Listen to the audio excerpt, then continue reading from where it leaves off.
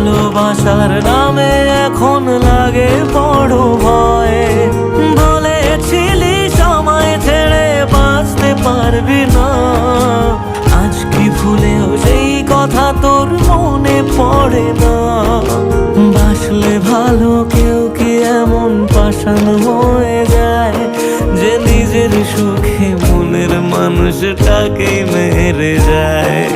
হায় রে বোকা মন আমার, শুনলি না বারণ, আবার প্রেমে মজলি রে তুই কেন কারণ?